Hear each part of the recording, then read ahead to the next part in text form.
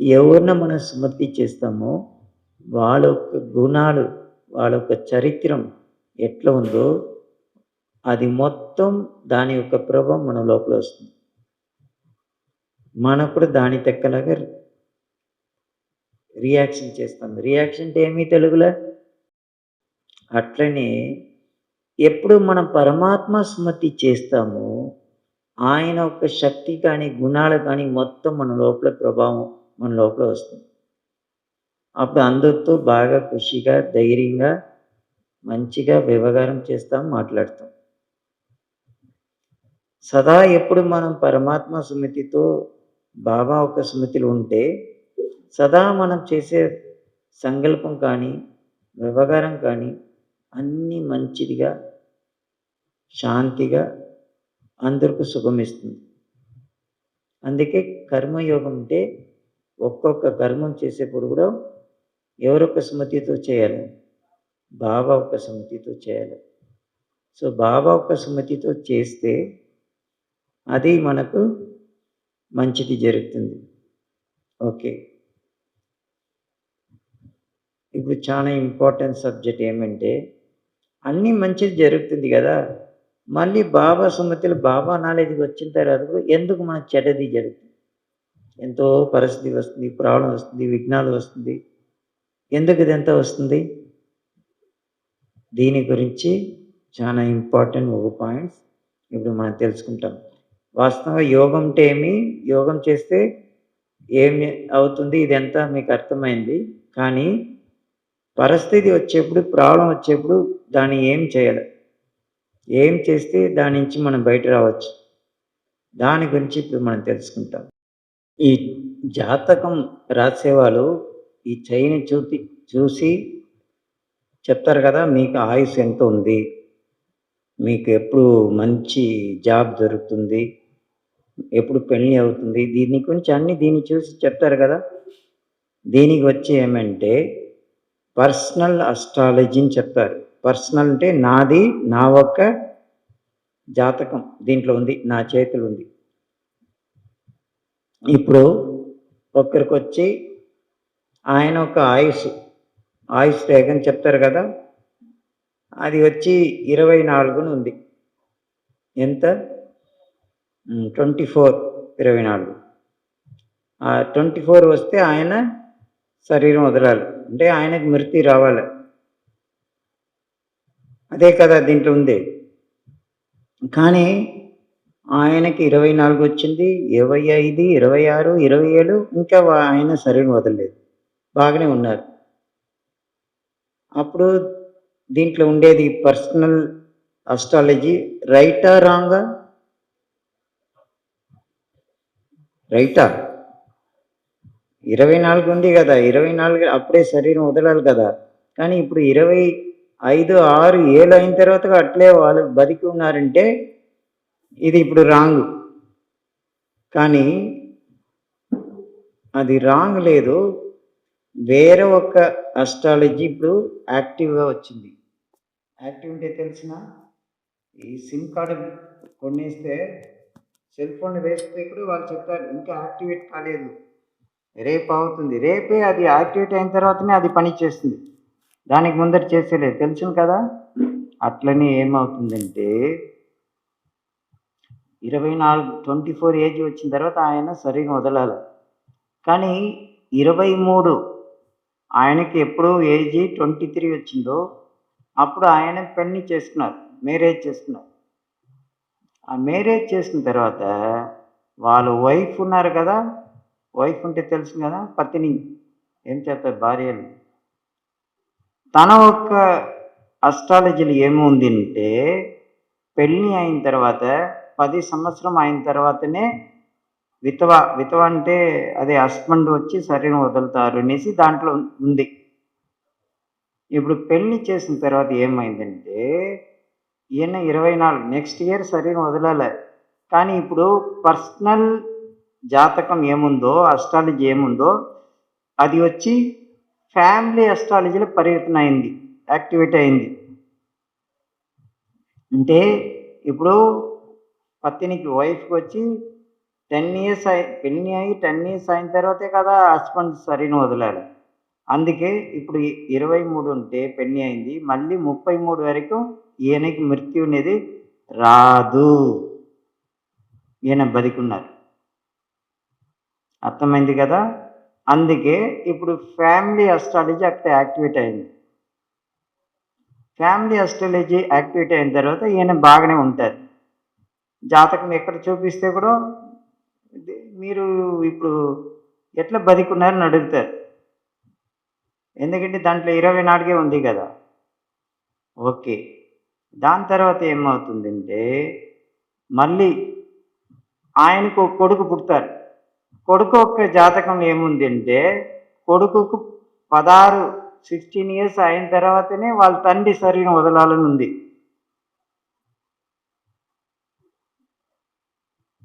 ఇప్పుడు ఏమవుతుంది? మళ్ళీ ఆయన బతుకుతారు. ఇట్లా మన ఒక్కొక్క జాతకం, మన ఒక్కొక్క చేసిన కర్మం పరివారంతో వచ్చేప్పుడు అది వేరేగా మారుతుంది, చేంజ్ అవుతుంది. పర్సనల్ ఏమో వేరే, కానీ పరివారంతో కలిస్తే మళ్ళీ ఈ జాతకం అంతా చేంజ్ అవుతుంది. అందుకే చెప్తారు కదా, ఇంట్లో వచ్చి 5 మంది ఉంటారు. ఎవరికైనా పెళ్ళి అయితే పెళ్ళి అయిన తర్వాత ఎవరు మన ఇంటికి వస్తారో వాళ్ళు వచ్చిన తర్వాత వాళ్ళతో ఇది మొత్తం చేరి ఏమవుతుందంటే చెప్తారు కదా, మా డాక్టర్ ఇన్‌లా కోడలు వచ్చిన తర్వాత మంచిగా ఇల్లు బాగా అయింది, జాబ్ దొరికింది, కోర్టు కేసు కూడా వెళ్ళిపోయింది, అందరూ ఇంట్లో బాగున్నారు, రోగం ఉండేవాళ్ళు కూడా మంచిగా మేలైనారు. ఇదంతా ఎందుకు చెప్తారంటే వాళ్ళ యొక్క అస్ట్రాలజీ, వాళ్ళ యొక్క జాతకం ఈ పరివారంతో ఎప్పుడు చేరుతుందో అప్పుడు అన్నీ చేంజ్ అవుతుంది. అర్థమైంది కదా! ఇది మాత్రం లేదు, ఇది పర్సనల్ ఫ్యామిలీ మాత్రం లేదు, ఏరియా వాస్తు కూడా ఉంది. ఒక్కొక్క ఏరియాలో వచ్చి ఏమంతా జరుగుతుందో, ఇంకా ఏరియా వాస్తు, స్టేటు, కంట్రీ వాస్తు కూడా ఉంది. కంట్రీ వాస్తు అంటే ఏం చెప్తారు, కంట్రీకి ఏం దేశం, దేశం అంటే జపాన్లో వచ్చి బాంబ్స్ వేస్తున్నారు, లక్షాంతరం ఎంతోమంది శరీరం వదిలేస్తున్నారు. వాళ్ళందరూ ఒక జాతకం వచ్చి ఈరోజు శరీరం వదలని ఉందా ఏమి లేదు. ఒక్కొక్కరికి ఒక్కొక్కటి వెరైటీ వేరే వేరే ఉంటుంది. కానీ ఏమైంది, బాంబ్స్ వేసిన తర్వాత అందరం ఓం శాంతి. అప్పుడు ఈ జాతకం పనికి వచ్చిందా? పనికి రాలేదు. ఎందుకు పనికి రాలేదంటే అర్థం చేసుకోవాలా, ఈ జాతకం కానీ శాస్త్రాలు కానీ వాస్తు కానీ ఇదంతా ఒకరిపైన లేదు. ఎవరితో సంబంధం ఉందో, ఎవరితో పరివారంతో ఎట్లా మనం ఉన్నామో దానితోనే అది పనిచేస్తుంది. అర్థమైంది కదా! అందుకే కొందరు ఏం చేస్తారంటే మీ ఇంట్లో చాలా పెద్ద ప్రాబ్లం వస్తే వాళ్ళు చెప్తారు ఇంకా కొన్ని రోజులు వెయిట్ చేయండి అన్నీ సరిపోతుంది. ఎట్లా సరిపోతుందంటే దాంట్లో ఉంది అని చెప్తారు. అట్లని ఏమైనా పెద్ద మన పరివారంలో ప్రాబ్లం వస్తే ఎవరికైనా కొడుకు కానీ కూతురు కానీ పుడితే మళ్ళీ చేంజ్ అవుతుంది. ఎందుకు? వాళ్ళ యొక్క ప్రభావం మళ్ళీ పరివారంతో మిక్స్ అవుతుంది కదా. అర్థమైంది కదా. ఇట్లని జాతకం రాసే వాళ్ళు కూడా మీ తండ్రి పేరు ఏమి, తల్లి ఎవరు అన్నీ చూసి మీరు ఎప్పుడు పుట్టినారు, ఎక్కడ పుట్టినారు, స్థానం ఇదన్నీ చూసినే వాళ్ళు రాస్తారు. అర్థమైంది కదా. సో దాని యొక్క ప్రభావం మన పైన పడుతుంది. అందుకే ఇప్పుడు సంగమికంలో వచ్చిన తర్వాత మనం ఏం చేయాలంటే, నా ఒక తండ్రి శివబాబా అంటే ఆ శివబాబా యొక్క సంబంధంతో ఏముందో ఇది మొత్తం చేంజ్ అవుతుంది. అంటే మన ఇల్లు వాస్తు బాగలేదు, మన పరివారం లౌకిక వాళ్ళు ఎవరు నాలెడ్జ్ లేదు. అందరూ ఎవరు ఎట్లున్నా కానీ ఎంత పరిస్థితి కానీ ప్రాబ్లమ్ వస్తే కూడా నేను శివబాబాతో సంబంధం పెట్టుకుంటే నా ఒక్క జాతకం అస్ట్రాలజీ మొత్తం ఇప్పుడు చేంజ్ అవుతుంది. ఎట్లా చేంజ్ అవుతుంది అంటే నా పరివారంలో ఎవరు ఉన్నారు? శివబాబా ఉన్నారు. బాబా ఎవరంటే జ్ఞానసాగరుడు, ప్రేమ సాగరుడు, శక్తి సాగరుడు, అన్ని సాగరుడు కదా. ఆయన ఒక సంబంధంతో ఆయనతో మనం పెట్టుకుంటే నా ఏమంతా భాగ్యం ఉందో లెక్కాచారం ఉందో మొత్తం పరివర్తన అవుతుంది. అందుకే శివరాత్రి మురళి మీరు చదివితే బాబా ఏం చెప్తారంటే శివబాబా ఎప్పుడు పుట్టినారో అప్పుడే మీరు పుట్టినారు. అవును కదా. బాబా ఒక ఇంచులే కదా మనం బ్రహ్మకుమార్ బీకే అని పెట్టినాం కదా. బీకే అంటే మనం పేరు కూడా చేంజ్ అయింది కదా. అంటే అందుకే బాబా ఏం చెప్తారంటే సర్వ సంబంధం నుంచి బయట వచ్చి ఒక్క సంబంధం నా దగ్గర పెట్టండి చాలు, మీ ఒక అన్ని ప్రాబ్లం మొత్తం సాల్వ్ అవుతుంది. ఏమన్నా రాని అన్నీ దాని నుంచి మీరు బయట వచ్చేస్తారు. ఒక్క జన్మకు మాత్రం లేదు, 63 జన్మలు మనం ఏం చేసినామో మొత్తం దాని నుంచి బయట వచ్చేస్తాం. ఎంత సహజమైన ఉపాయం చూడండి, ఎంత ఈజీ. కానీ మన సంబంధం బాబాతో ఇంకా అక్యురేట్గా లేదు, అంత బాగా క్లోజ్గా లేదు.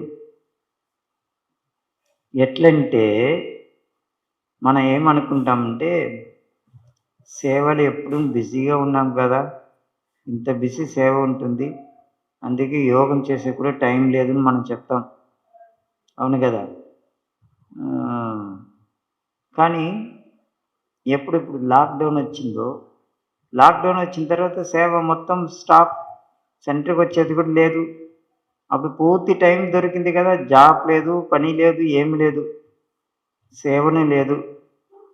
అప్పుడు సేవ లేకుండా జాబ్ లేకుండా ఫుల్ ఫ్రీడమ్, మినిమం 1 ఇయర్ ఫ్రీగా దొరికింది కదా. కానీ అంత ఫ్రీ దొరికితే కూడా రోజు మనం 8 గంటల యోగం చేయొచ్చు కదా. కానీ అట్లా ఎవరైనా మనం చేసినామా అంటే లేదు. అంత ఫ్రీడమ్, అంత ఫ్రీ దొరికితే కూడా యోగం కుదరలేదు, యోగం చేసేకి ఇంట్రెస్ట్ లేదు. ఆన్లైన్ క్లాస్ కానీ సెల్ ఫోన్లో కానీ క్లాసెస్ వినేకంతా టైం ఉంటుంది, ఇంట్రెస్ట్ ఉంటుంది. కూర్చొని యోగం సైలెంట్ మాత్రం అయ్యలేదు. కానీ దానికి ముందర బాబా దగ్గర కంప్లైంట్, బాబా సేవ ఇంత బిజీ, డ్యూటీ ఇంత బిజీ, అది ఇది, యోగం చేసేకి టైం లేదని చెప్పినాం కదా. అందుకే ఇప్పుడు లాక్డౌన్ వచ్చినప్పుడు బాబా అందరికి టైం ఇచ్చినారు కదా, చెయ్యొచ్చు కదా, తపస్య చేయొచ్చు కదా. ఒక రోజు అట్లీస్ట్ 8 గంటలు లేకుంటే 4 అవర్స్, 4 గంటలు చేయొచ్చు కదా.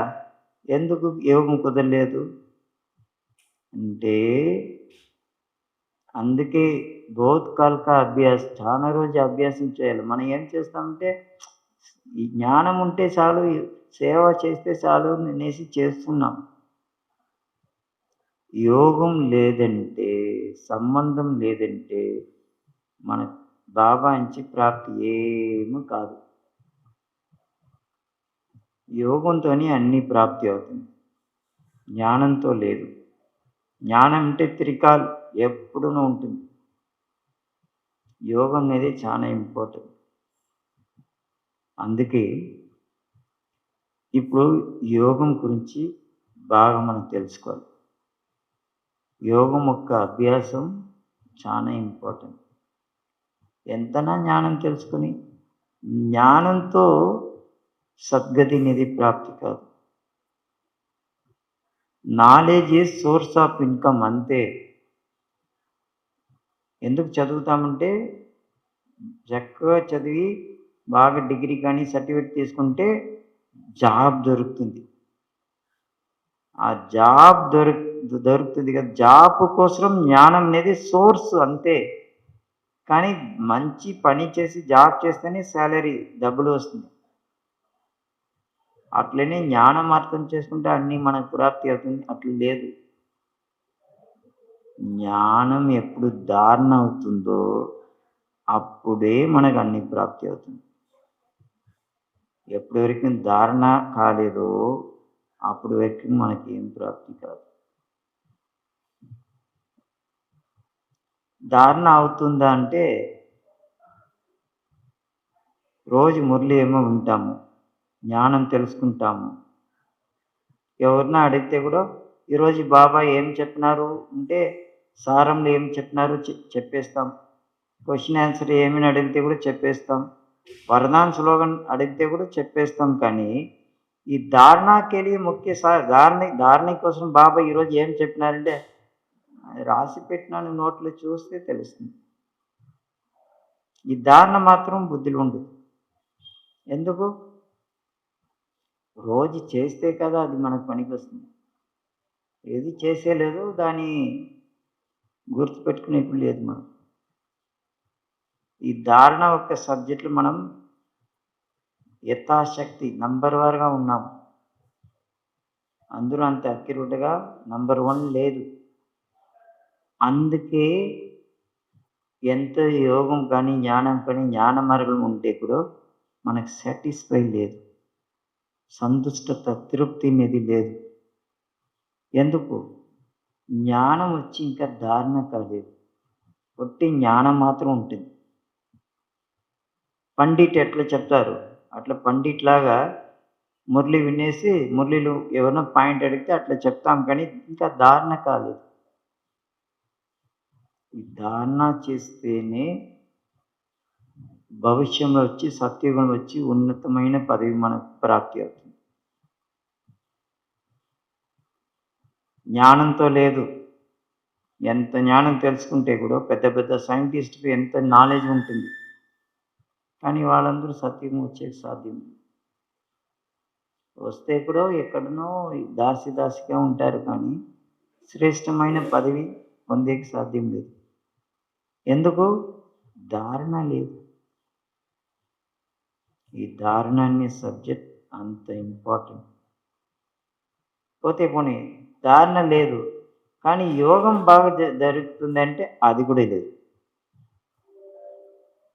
జ్ఞానం ఉంది, సేవ చేస్తాం, కానీ యోగం ధారణ అనే సబ్జెక్ట్ లేదు కదా, చాలా తక్కువ ఉంది కదా. యథాశక్తినే అంటే నంబర్ వారుగానే అది చేస్తాం. అందుకే మన అందరూ సంగమయుగం ఎంత టైం ఇస్తేనో చాలు అని చెప్తాం. ఎందుకు? ఇంకా అంత పురుషార్థం చేయలేదు కదా, ఇంకా ఏం పొందాలనో ఇంకా అది పొందలేదు కదా. అందుకోసం సంతుష్టత, సాటిస్ఫై లేదు. ఇప్పుడు చాలా ఇంపార్టెంట్ ఒక పాయింట్ తెలుసుకోండి. ఈ 4 సబ్జెక్ట్ గురించి ఇంకా చాలా ఇంపార్టెంట్ ఒక పాయింట్ నేను షేర్ చేస్తాను. మురళీలు మనం వింటాము. బాబా రోజు ఏం చెప్తారు? అప్పుడప్పుడు చెప్తారు. సాకార మురళీలు ఏం చెప్తారంటే చక్కగా మీరు చదివితే ఉన్నతమైన పదవి, మంచి పదవి పొందుతారు అని చెప్తారు. పఢాయి సే పద్ ప్రాప్తి అవుతుంది.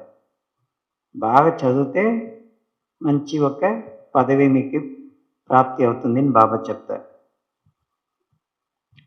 దాన్ని మనం ఎట్లా అర్థం చేసుకున్నామంటే బాగా చదవాలంటే మార్నింగ్ అమృత్యులు అయిన తర్వాత యోగం చేసిన తర్వాత ఒకసారి మురళి చదవాలి, మళ్ళీ రోజు మురళి క్లాస్ అటెండ్ చేయాలి, మళ్ళీ బాబా చెప్పి మురళిని వచ్చి రాసుకోవాలి, అప్పుడప్పుడు రాసింది తెచ్చి చదవాలి, చూడాలి, రాత్రి నిద్రపోయేక ముందర చార్ట్ రాయాలి. ఇట్లా అనుకుంటాం. పడాయి అంటే చదువు అంటే ఇదేని అనుకుంటాం. వాస్తవంగా ఏమంటే నిజంగా ఏమంటే పడాయి అంటే చదువు ఉంటే మురళి మాత్రం లేదు. మీరు ఏం చదువుతున్నారు? 9th class. 9th క్లాస్లో మీ సబ్జెక్ట్ ఏమేమి ఉంది? ఇంగ్లీషు, తెలుగు, హిందీ, సైన్స్, ఇట్లంతా సబ్జెక్ట్ ఉంది కదా. అట్లనే ఇక్కడ కూడా ఏమంటే చదువు అంటే ఒట్టి మురళి మాత్రం చదివేది రాసేది అది లేదు. చదువు అంటే జ్ఞానం, యోగం, ధారణ, సేవ. ఈ 4 సబ్జెక్ట్ ఉంటేనే చదువు. ఈ 4 సబ్జెక్టులు మనం పాస్ అయితేనే మనకు మంచి పదవి అనేది ప్రాప్తి అవుతుంది. అర్థమైంది కదా? ఈ 4 సబ్జెక్ట్ గురించి ఇంకా డీటెయిల్గా మనం తెలుసుకుంటాం. ఏమంటే నంబర్ 1 ఫస్ట్ ఏది జ్ఞానం, రెండవది యోగం, ధారణ, సేవ. మనం ఏం చేస్తామంటే జ్ఞానం ఓకే, యోగం ధారణ అనేది లేదు, సేవ చేస్తాం బాగా. ఈ 2 సబ్జెక్ట్ ఓకే, ఈ 2 సబ్జెక్ట్ నంబర్ 1 ఎంత అవుతుందో అంత చేస్తాం. కానీ ఇప్పుడు ఈ 4 సబ్జెక్ట్ గురించి ఒక పాయింట్ చెప్తాను వినండి. జ్ఞానం అంటే త్రికాల్ అంటే పాస్ట్, ప్రెసెంట్, ఫ్యూచర్. జ్ఞానం వచ్చి త్రికాల్తో సంబంధం ఉంది. పాస్ట్లో కూడా మనకు జ్ఞానం కావాలి, ప్రెసెంట్ కూడా నాలెడ్జ్, భవిష్యత్తు కూడా నాలెడ్జ్. సత్యము కూడా ఆత్మ జ్ఞానం ఉంటుంది, కానీ అక్కడ పరమాత్మ జ్ఞానం లేదు. ఇంకోటి ఏమంటే ప్రకృతి యొక్క నాలెడ్జ్, ద్వాపర నుంచి కలియుగం వరకు సైన్స్ నాలెడ్జ్, అదంతా జ్ఞానమే. సో జ్ఞానం అంటే ఫస్ట్ సబ్జెక్ట్. జ్ఞానం అంటే త్రికాల్, పాస్ట్, ప్రెసెంట్, ఫ్యూచర్. కానీ యోగం అంటే 63 జన్మం యొక్క వికర్మం కానీ పాపం కానీ దాన్ని భస్మం చేసేకి మాత్రం యోగం పనికి వస్తుంది. యోగం అనేది పాస్ట్ సబ్జెక్ట్. భూతకాలంలో ఏం జరిగిందో దాన్ని క్లియర్ చేసేకి మాత్రం యోగం కావాలి. సత్యంలో ఎవరైనా యోగం చేస్తారా? పరమాత్మ ఆత్మస్మృతి ఏమైనా ఉందా? ఏం లేదు. యోగం అనేది పాస్ట్ సెటిల్మెంట్. ధారణ అంటే ఫ్యూచర్, భవిష్యంలో వచ్చి ఇక్కడ దైవీకుని ధారణ చేస్తేనే అక్కడ దేవత అయ్యేకి సాధ్యం. ధారణ అనేది ఫ్యూచర్కి మాత్రం పనికి వస్తుంది. పాస్ట్ ఏమైనా ధారణ చేసినామా? దోపరం కలిగి ఉంచి మన ధారణ ఏం లేదు, మర్యాద పురుషోత్తం లేదు, దైవీకుని లేదు, ఏం లేదు. పాపం చేసి వికరం చేసి కింద పడిపోయినాం. సో ధారణ సబ్జెక్ట్ ఫ్యూచర్ కోసం. సేవ అనేది వర్తమాన్, ప్రెసెంట్, ఇప్పుడు మాత్రమే పరమాత్మ సేవ చేసే ఛాన్స్ దొరుకుతుంది, కానీ ఇంకా ఎప్పుడు కల్పంలో చేసే సాధ్యమే లేదు. సత్యములు తిరేదంలో ఏమైనా సేవ చేస్తారా? ఏం సేవ చేసే పని ఏం లేదు అక్కడ. దోపరం కలిగిన ఏమైనా సేవ జరుగుతుంది అంటే ఏం చేస్తామో దానికి రిటర్న్ అప్పుడే దొరుకుతుంది. కానీ సంగమిగంలో ఇప్పుడు చేసే సేవ మాత్రం 21 జన్మకు వచ్చి మనకు అన్ని ప్రాప్తి అవుతుంది. అందుకే ఇప్పుడు బాగా అర్థం చేసుకోండి. ఈ 4 సబ్జెక్టులు వచ్చి సేవ అంటే ప్రెసెంట్, ధారణ అంటే ఫ్యూచర్ భవిష్యం, యోగం అనేది పాస్ట్, 63 జన్మ యొక్క వికర్మ వినాశనం చేసి మాత్రం యోగం, దైవికం ధారణ చేస్తేనే భవిష్యం వచ్చి దేవత అయ్యేది ఫ్యూచర్. ప్రెసెంట్, ఫ్యూచర్, పాస్ట్, ఇది త్రికాల్. జ్ఞానం అంటే త్రికాల్. అర్థమైందా? ఇది 4 సబ్జెక్టు. ఇప్పుడు వినండి, నాకు నాలెడ్జ్ బాగా చక్కగా ఉంది, ఓకే. మళ్ళీ సేవ కూడా ఎక్కువ చేసి అందరూ ఒక ఆశీర్వాదం ప్రాప్తి అయింది, నాకు కృషి కూడా దొరికింది, ఓకే. కానీ యోగం ధారణ లేదంటే ఏమవుతుందంటే, దైవికం ధారణలో లేదంటే ఎంత సేవ చేసినా ఎంత జ్ఞానం ఉంటేనో దేవత అయ్యేకి సాధ్యం లేదు. ఫ్యూచర్ వెళ్ళాలంటే ధారణ ఉంటేనే కదా అక్కడ దేవత అయ్యేకి సాధ్యం. లేదంటే అక్కడ ఏమో దాసిగా చండాలుగా ఏం పోస్ట్ దొరుకుతుందో అట్లా వస్తాం. అర్థమైంది కదా? ఉన్నతమైన పదవి పొందాలంటే ఎప్పుడు ఆ ధారణామూర్తిగా కావాలి. ధారణాన్ని సబ్జెక్ట్ వచ్చి పక్కా ఉంటేనే పదవి కూడా శ్రేష్టంగా దొరుకుతుంది. ఓకే, ధారణ కూడా బాగా ఏమో చేస్తున్నాం, కానీ యోగం లేదంటే 63 జన్మలు చేసిన విక్రమ వినాశనం అయ్యలేదు, పాపం భస్మం అయ్యలేదు. మళ్ళీ వాపస్ పరంధాం వెళ్ళాలంటే ధర్మరాజపురిలో వచ్చి సూక్ష్మతను వెళ్ళి అక్కడ ఏమి పనిష్మెంట్ తీసుకుంటాం, సెటిల్మెంట్ అవుతుంది. పనిష్మెంట్ తీసుకుని సెటిల్ చేసిన తర్వాత ఉన్నతమైన పదవి పొందేకి అవుతుందా? లేదు.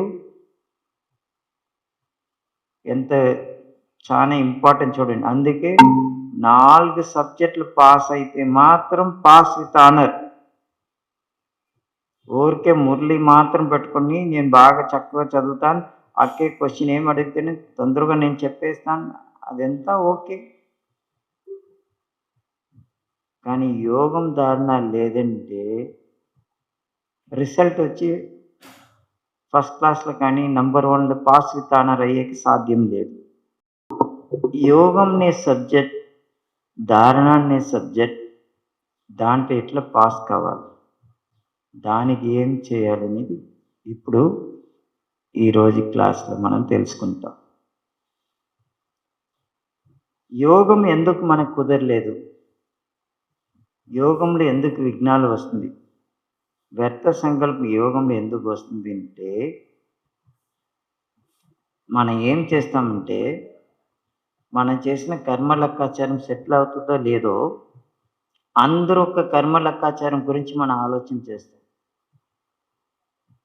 ఎట్లా ఆలోచన చేస్తామంటే ఎవరు ఎట్లా ఉంటే ఏమి వదలాలి కదా, కానీ వాళ్ళ గురించి ఎక్కువగా ఆలోచన చేస్తాం. ఇప్పుడు మనం బస్సులో వెళ్తున్నాము, మన ముందర ఇద్దరు ఎవరో సీట్లు ఉన్నారు, వాళ్ళేమో డిస్కషన్ చేస్తున్నారు. ఒకరు అడుగుతున్నారు, విజయనగరం ఇంకా ఎంత దూరం ఉంది, ఎప్పుడు వస్తుంది అని బస్సులో వచ్చే వాళ్ళు అడిగితే వాళ్ళిద్దరూ మాట్లాడుకుంటే మనం ఏం చేస్తామంటే కూర్చోండి, నేను కూడా విజయనగరమే, వస్తే చెప్తాను కూర్చోండి. మమ్మల్ని అడగలేదు కదా, కానీ ఎందుకు మనం చెప్పినాము? వెనకాల కూడా ఎవరన్నా టైం ఏమని ఎవరితో పక్క ఉండే వాళ్ళు అడిగితే మనం తొందరగా ఏం చేస్తామంటే వాళ్ళకి మనం జవాబు చెప్తాం. దానికి అర్థం ఏమంటే పరచిందన్, పరదర్శన్ ఎక్కువగా ఉంది. వాళ్ళు ఏం చేస్తారు, వీళ్ళు ఏం చేస్తారు, వాళ్ళ వీటిలో ఏం జరిగింది, ఇంట్లో ఏం జరిగింది అన్నీ తెలుసుకుంటాం. అది మొత్తం యోగం చేసేప్పుడు ఎవరిని గురించి ఏమంతా ఆలోచన చేసినాం అది మొత్తం యోగంలో వస్తుంది. యోగం చేసేప్పుడు ఎవరంతా మనకు గుర్తుకొస్తారో వాళ్ళతో నాకు కర్మ లెక్కాచారం ఉంది ఉంటేనే వాళ్ళు యోగం చేసేప్పుడు వస్తారు. బాబా స్మృతి కోసం నేను కూర్చున్నప్పుడు ఎవరంతా నాకు గుర్తుకొస్తారో అర్థం చేసుకోండి, వాళ్ళతో నా కర్మ లెక్కాచారం ఇంకా సెటిల్ కాలేదు, సెటిల్ చేసుకోవాలి.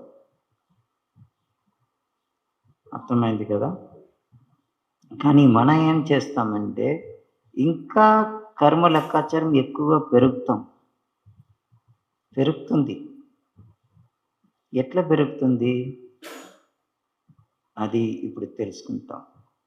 ఎట్లంత కర్మ లెక్కాచారం పెరుగుతుంది అనేది తెలుసుకోవాలి.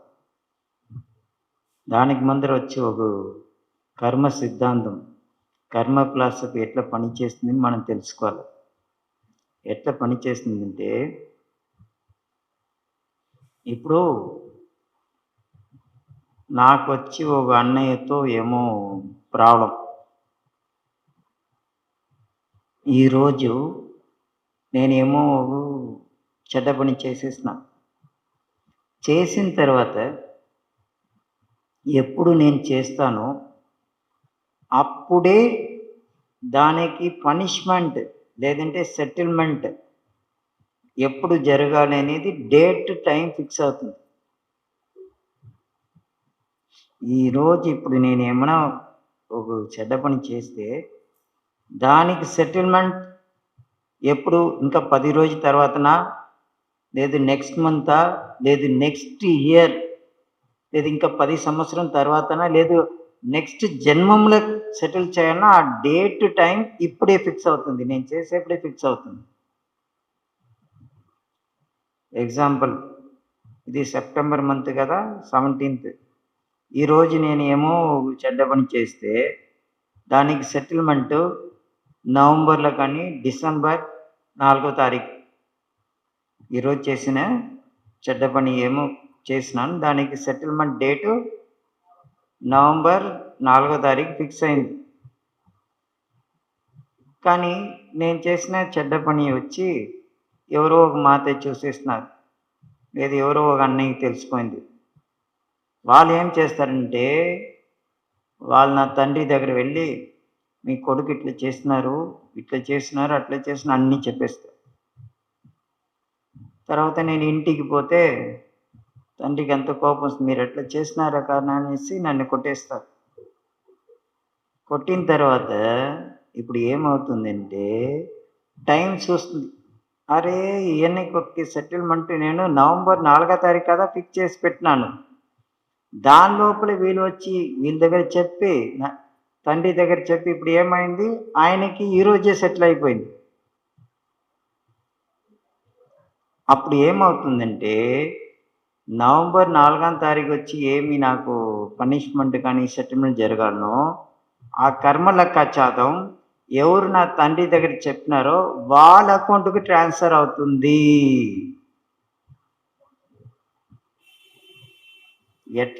కర్మ లెక్కాచారం ఎట్లా ట్రాన్స్ఫర్ అవుతుందంటే నన్ను గురించి నాకేమో అప్పుడు సెటిల్ కావాలి, డేట్ ఫిక్స్ అయింది.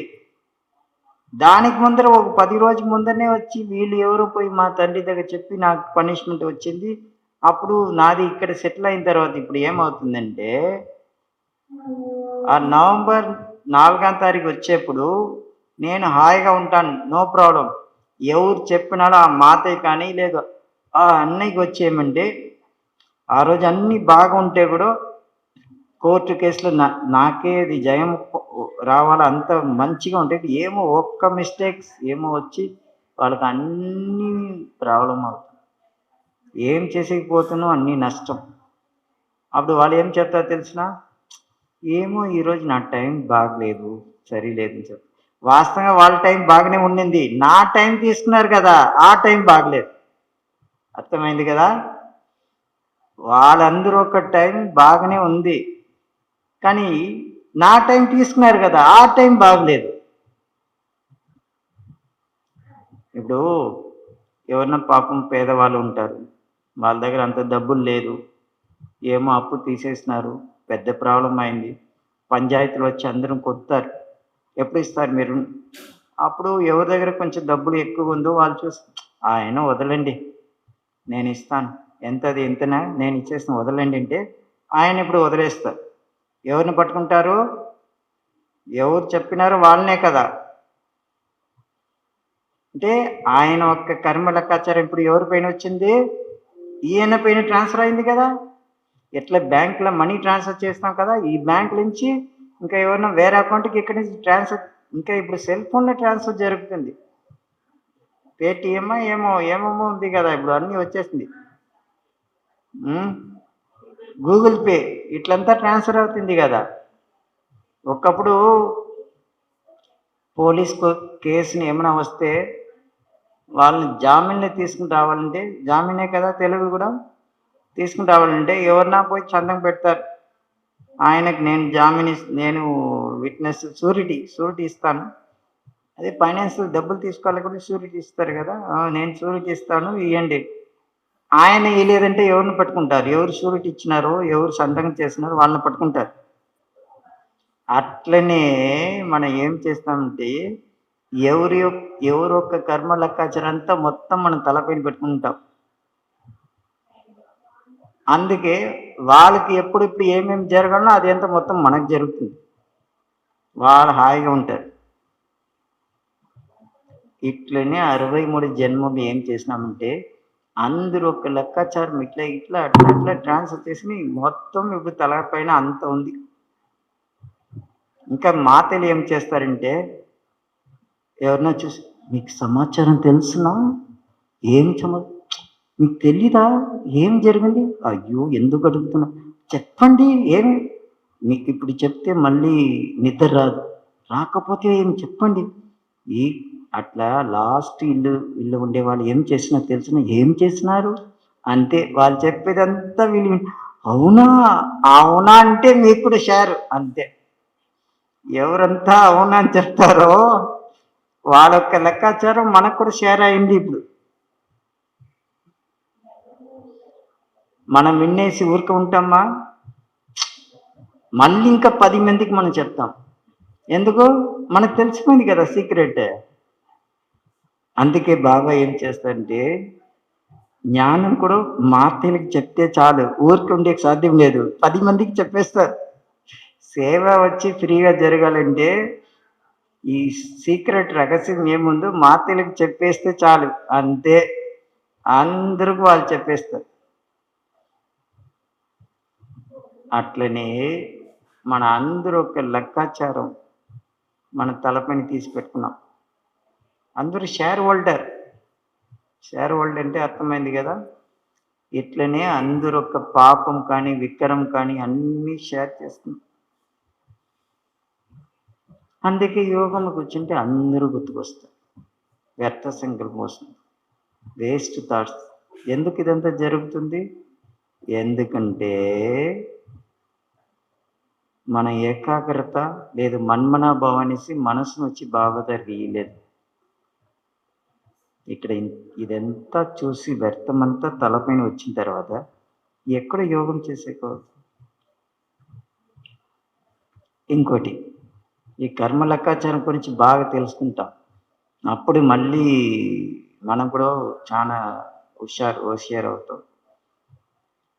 ఇప్పుడు ఎవరన్నా అప్పు తీసుకుని అప్పు రిటర్న్ వాపస్ ఇవ్వకుండా ఆయన సపోజ్ శరీరం వదిలేస్తే, ఆయనకు మృత్యు వస్తే, మరణించితే ఎవరు అప్పు ఇచ్చినారో వాళ్ళు ఏం చేస్తారు? తొందరగా వాళ్ళ ఇంటికి వచ్చేస్తారు. చుట్టాలు వస్తారో లేదు వాళ్ళు వచ్చేసి ఆయన నా దగ్గర ఇంత అప్పు చేస్తున్నారు, దీనికి ఎవరు జవాబు తీసుకుంటారు, సంతకం వేయండి అడుగుతారు. లేదంటే డెడ్ బాడీ కూడా బయట తీసుకుని వెళ్ళకూడదు. అట్లా చెప్తారు కదా పెద్ద అమౌంట్ ఇస్తే. మళ్ళీ ఎవరన్నా ఓకే నేను ఇస్తాను వాళ్ళ కొడుకో కూతురో ఎవరో సిగ్నేచర్ సంతకం పెడితే వాళ్ళు వదిలేస్తారు. అట్లనే మనం ఇక్కడండి నేను పరంధామం నేను ఎక్కడి నుంచి వచ్చినానో అక్కడ నేను వెళ్ళాలనేసి యోగం చేస్తే అక్కడ వెళ్ళేకి మనం ప్రయత్నం చేస్తే ఎవరితో కర్మ లెక్కాచారం అప్పు తీసుకుని వచ్చినాము వాళ్ళందరూ సంఖ్యలకు వచ్చి మళ్ళీ మమ్మల్ని కింద రండి ఫస్ట్ సెటిల్ చేసి వెళ్ళండి లాగుతారు. వాపస్ వెళ్ళాలి కదా మనం. శరీరం వదిలేసి శరీరం ఒక్క సుమతించి బయట వస్తే చాలు వాళ్ళందరూ వచ్చేస్తారు. సెటిల్ చేసేసి వెళ్ళండి. ఇట్లనే మన అందరం ఒక్కొక్కరు ఏం చేసినామంటే ఎన్నో మంది అందరూ ఒక అకౌంట్స్ తలపైన పెట్టుకుని ఉంటాం. ఎప్పటి వరకు ఇది సెటిల్ కాలేదో అప్పటి వరకు ఆత్మ పరంధామం వెళ్ళేకి సాధ్యం లేదు. ఇప్పుడు మనం అట్లా పరంధామం వెళ్ళాలా లేదంటే బాబాతో మంచి సంబంధంతో శక్తులు పొందాలంటే ఏం చేయాలి? అందుకే లాక్డౌన్ వచ్చిన తర్వాత ఏమైంది? అవునా ఆయనకు వచ్చిందా కరోనా, ఇట్లా అయిందా, ఎంతమంది చనిపోయినారు, న్యూస్ కానీ రేడియో కానీ వాట్సాప్ కానీ ఇది కానీ టీవీ కానీ అన్నీ చూసి చూసి తలకాయ మొత్తం ఏమైందంటే అన్నీ వ్యర్థం. అందుకే యోగం కుదరలేదు. బయట వాతావరణం బయట ప్రపంచం కూడా చాలా వస్ట్ అయింది కదా, మళ్ళీ ఎక్కడ యోగం కుదురుతుంది? అందుకే మనకు యోగం కుదరలేదు. పరమాత్మకు సంబంధం లేకుండా వెళ్ళిపోయింది.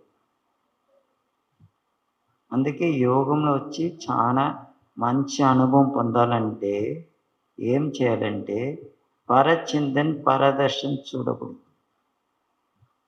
ఎవరు ఎట్లా ఉంటేనో వాళ్ళ యొక్క వీక్నెస్ ఏమి, వాళ్ళు ఎందుకు అట్లా ఉన్నారు, వాళ్ళ గురించి మనం తెలుసుకుని దానితో మనకేమో ప్రాప్తి ఏమో అయ్యలేదు. ఎవరిన మనం సుమతి చేస్తామో వాళ్ళ దగ్గర నుంచి మనకు ప్రాప్తి అవుతుంది. ఈ పతిత ప్రపంచంలో ఉండే వాళ్ళని అందరినీ సుమతి చేస్తే వీరితోనే మనకి ఏమైనా ప్రాప్తి అవుతుంది, కానీ పరమాత్మ నుంచి ఏం ప్రాప్తి కాదు. ఓకే, తెలుసు తెలియకుండానో 63 జన్మంలో వచ్చి పాపం చేసినాము, వికర్మ చేసి వచ్చేసినాం. దాని అంతా క్లియర్ చేయాలంటే ఏం చేయాలి? సెటిల్ చేయాలా కదా? ఇక్కడ సెటిల్ కాలేదంటే మళ్ళీ ధర్మరాజు సెటిల్ చేయాలి. ఇక్కడే సెటిల్ చేయాలంటే దానికి ఏం చేయాలి? ఎట్లంతా మన కర్మ లెక్కాచారం 63 జన్మలు చేసిన పాపం ఎట్లా భస్మం అవుతుందంటే, నంబర్ 1, మనకు శరీరంకి వచ్చే రోగాలు ఏమంతా వస్తుందో అది మొత్తం మనం చేసిన 63 జన్మ యొక్క పాపం యొక్క సెటిల్మెంట్ ఇట్లా జరుగుతుంది. ఫస్ట్ రోగాలు ఏమన్నా రాని, బీపీ కానీ, షుగర్ కానీ, హార్ట్ అటాక్ కానీ, క్యాన్సర్ కానీ, కరోనా కానీ ఏమైనా వస్తుంది కదా, ఇది అంతా వచ్చి మనం 63 జన్మలు చేసిన పాపం యొక్క సెటిల్మెంట్ ఇప్పుడు సెటిల్ అవుతుంది. నంబర్ 1. నంబర్ 2 ఏమంటే, తన రోగం లేదు, మనసు ఒక రోగం. టెన్షన్, వరీస్, ఫీలింగ్స్, వాళ్ళు చెప్పింది ఇట్లా అట్లా, రాత్రి అంతా నిద్ర లేకుండా ఈ అవస్థలు ఇదంతా ఎందుకు వస్తుందంటే, అది కూడా రెండవది మన యొక్క కర్మ లెక్కాచారం 63 జన్మలు చేసింది సెటిల్ అవుతుంది. ఇది సెకండ్ మెథడ్. మూడవది వచ్చి ఏమంటే, అచానక్ అంటే సడన్గా రోడ్ యాక్సిడెంట్ కానీ, అక్కడ కానీ పైనుంచి కింద పడేది, ఇదంతా ఎందుకు జరుగుతుందంటే ఇది కూడా సెటిల్మెంట్. మనం చేసిన కర్మ లెక్కాచారం సెటిల్మెంటు, ఇది థర్డ్ సెటిల్మెంట్. నాలుగవది సెటిల్మెంట్ ఎట్లుంటే, ఎవరికైనా దాన ధర్మం, అన్నదానం కానీ, వస్త్రదానం కానీ ఇట్లా దానం చేస్తే దానితో కూడా సెటిల్ అవుతుంది. అందుకే ఎవరైనా పెద్దవాళ్ళు ఎమ్మెల్యే, ఎంపీ ఇట్లా ఏమైనా పోస్ట్కి వస్తే ఆ ఊర్లో ఉండే వాళ్ళకి అందరికీ అన్నదానం వేస్తారు. ఆ పుణ్యం చేస్తే అట్లీస్ట్ కొంచెం పాపం అనేది కొంచెం కట్ అవుతుంది అనేసి. ఇట్లా దాన ధర్మం చేస్తే మనం చేసిన వికర్మం లేదు పాపం కొంచెం భస్మం అవుతుంది. ఐదవది ఏమంటే చాలా ఇంపార్టెంట్, ప్రకృతితో సెటిల్ అవుతుంది. భూకంపం కానీ, సునామీ కానీ ఇట్లా వస్తుంది కదా, గాలి వచ్చి అంటే సముద్రం యొక్క నీళ్ళు లోపల వచ్చేది, ఇదంతా ప్రకృతి నుంచి ఏమంతా వస్తుందో అది కూడా ఈ 63 జన్మం యొక్క సెటిల్మెంట్ ఇది ప్రకృతి ద్వారా వస్తుంది. ఈ 5 కానీ సర్వశ్రేష్టం ఏమంటే, ఆత్మ పరమాత్మతో సంబంధం పెట్టుకునే రాజయోగం ద్వారా మనం చేసిన 63 జన్మం యొక్క పాపం కూడా భస్మం అవుతుంది.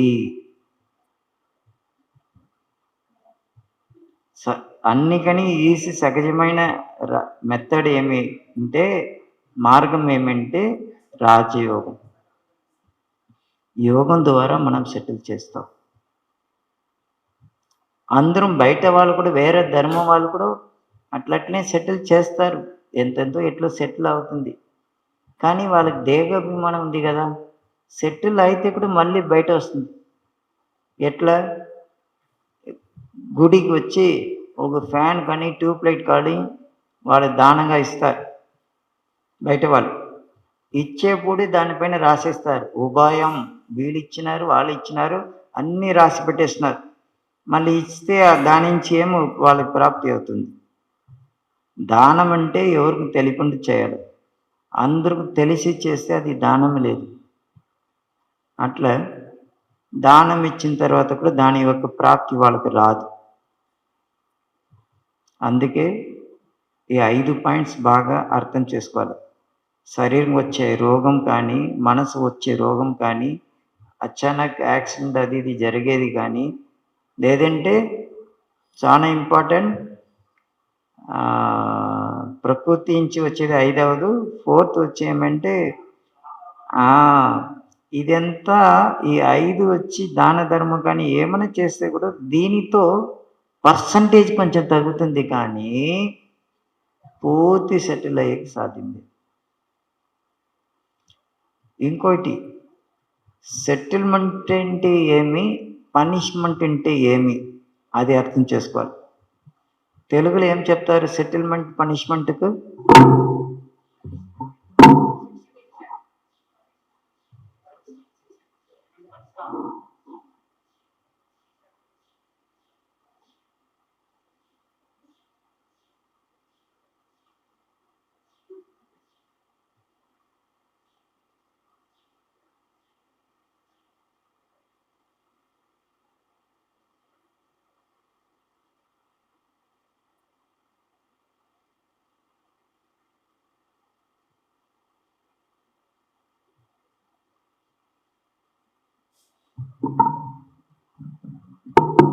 ఈ 5 లేకుండా ఇంకో ఒక పనిష్మెంట్ అనేది జరుగుతుంది. ఎక్కడ జరుగుతుంది అంటే, ఆత్మ ఒక శరీరం వదిలేసి మృత్యు వచ్చిన తర్వాత మళ్ళీ పునర్జన్మం తీసుకోవాలంటే వేరే గర్భంలో ప్రవేశం అవుతుంది కదా, ఆ గర్భ జైలు దాంట్లో కూడా పనిష్మెంట్ తీసుకుంటుంది. ఆ గర్భంలో ప్రవేశం అయిన తర్వాత ఆ తల్లి కోపం వస్తే టెన్షన్ అయితే ఏమంతా చేస్తారో దాని యొక్క ప్రభావం మొత్తం కడుపులో ఉండే ఆత్మ కూడా అనుభవం చేస్తుంది కదా. ఇప్పుడు చాలా వేడిగా ఉంటే ఈ ఫ్యాన్ వేసుకుంటాం, లేదంటే ఇక్కడి నుంచి బయట ఎక్కడన్నా చెట్ల కింద మాడిన కింద వెళ్తాము. చాలా కూల్గా బయట ఉంటే షాలు కానీ బెడ్షీట్ కానీ అన్నీ వేసుకుంటే ఏమో చేసుకోవచ్చు. కానీ గర్భంలో ఒక ఆత్మ వెళ్ళిన తర్వాత ఎస్కేప్ అయ్యే సాధ్యమే లేదు.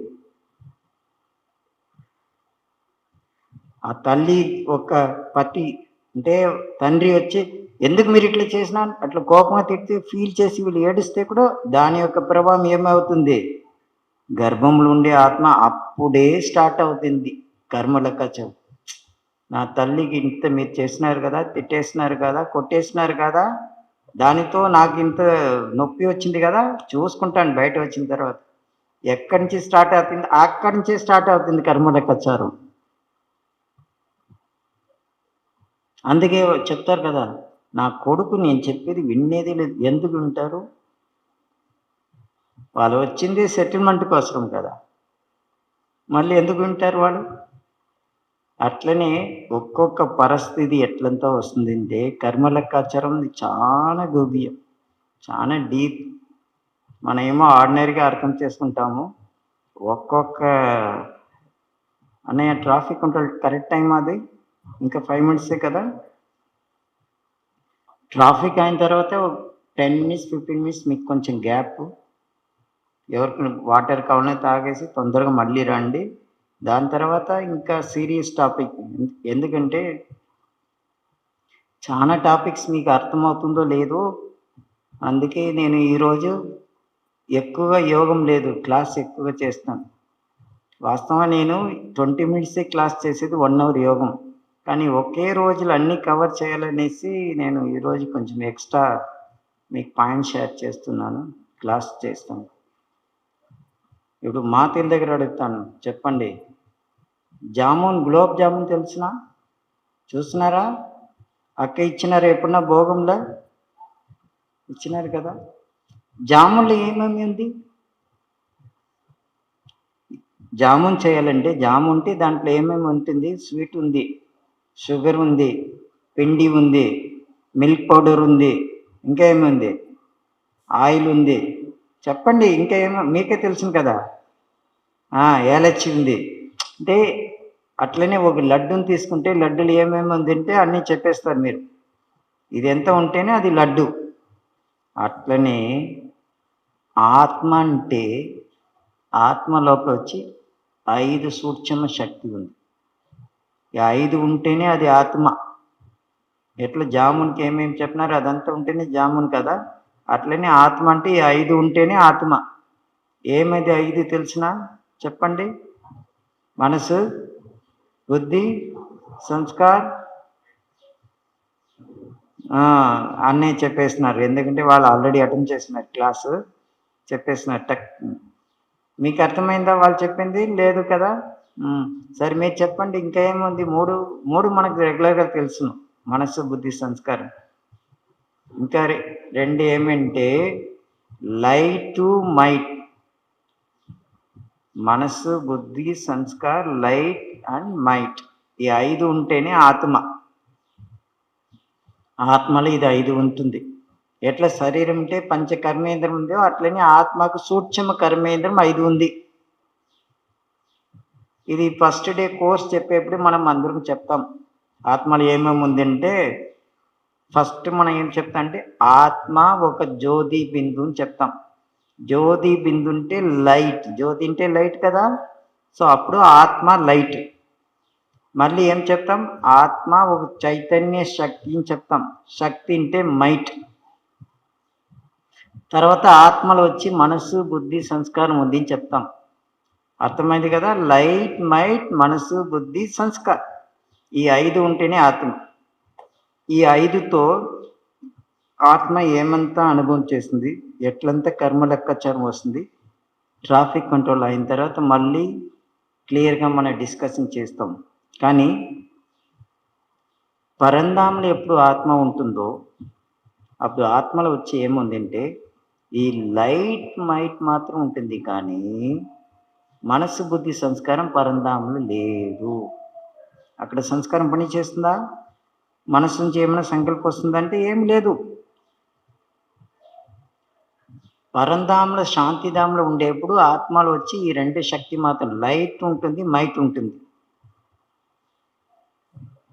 తర్వాత ఎప్పుడు ఆత్మ వచ్చి ఈ ప్రపంచంలో గర్భంలో ప్రవేశం అవుతుందో, జన్మం తీసుకునే కోసం ఎప్పుడు ఆత్మ వస్తుందో, వచ్చినప్పుడు ఏమవుతుందంటే ఈ లైట్ అనేది సూక్ష్మ శరీరంగా పరివర్తన అవుతుంది.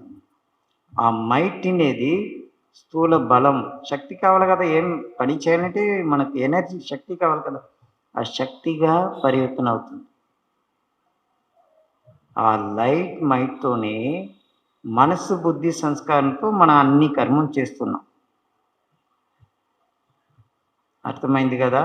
వాస్తవంగా ఆత్మ వచ్చి డైరెక్ట్గా ఈ శరీరంతో కనెక్షన్ లేదు, సంబంధం లేదు. ఆత్మ ఉండేది ఇక్కడ, కానీ ఆత్మ ఎట్లా సంబంధం పెట్టుకుంటుంది అంటే ఆ లైట్ ఉంది కదా, సూక్ష్మ శరీరం. సూక్ష్మ శరీరం అంటే తెలిసిన లైట్ బాడీ, మనం ఈవిల్ సోల్, దయ్యం ఏం చెప్తాము, అది కూడా చూస్తే అట్లా ఆయనలాగానే వెళ్తారని చెప్తారు కదా లైట్గా.